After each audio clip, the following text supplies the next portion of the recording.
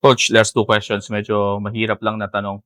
Coach, ready na ba? Tanong lang ng mga netizens, ready na ba bumawi ang Converge sa Barangay Ginebra, San Miguel?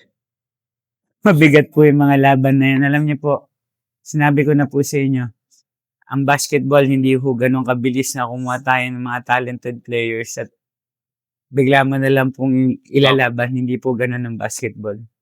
Number one challenge po yung teamwork. So, tulungan niyo po kami. Importante, andun pa rin ho yung mga fans namin. Maniwala po kayo.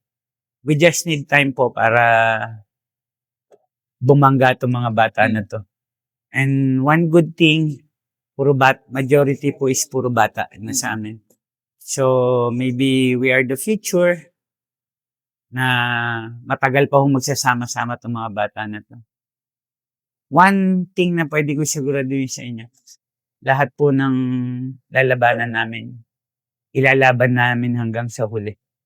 I mean, we'll do our best hanggang magkaroon ng chemistry at to make sure na tumabang po kami until the end.